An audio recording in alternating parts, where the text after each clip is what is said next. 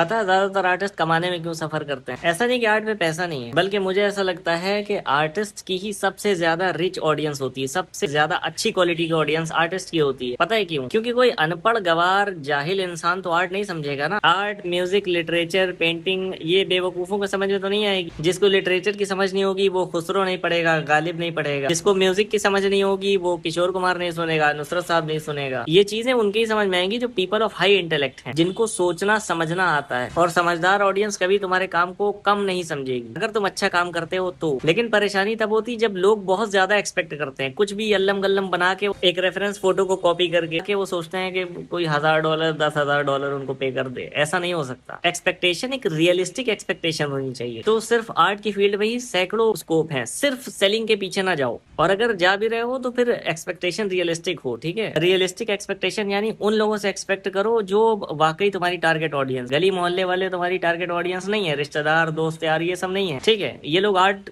नहीं समझते, इनमें बहुत कम ही लोग समझते होंगे। फिर वो इसी तरह की बात करेंगे कि मैं ₹5 में प्रिंट कर लूँ, ये कर लूँ, वो कर लूँ। ठीक, मेरे कितने ही स्टूडेंट्स हैं जिनको मैं समझा समझा के थक गया कि काम करने पे फोकस करो, पैसों पे नहीं। तुम लोगों को भी एक चीज सिखाता हूँ, सीख लो अच्छे से। हाथ से पहले अकल का इस्तेमाल करो। 90% प्लान करो और 10% काम करो। जब ज्यादा प्लानिंग करोगे तो जो 10% काम करोगे वो बहुत एक्सीलेंसी के साथ होगा, ना ज्यादा टाइम बर्बाद होगा, ना थकोगे उसमें। मगर लोग क्या करते हैं, आज ही कोई आइडिया आया 2 दिन में बना के रख देंगे इतनी जल्दी, फिर कहते हैं सर बन गई, अब इसको 10 करोड़ में सेल करवा दीजिए। तो अप्रोच और माइंडसेट दोनों सही रखो और इधर फॉलो पे क्लिक करो।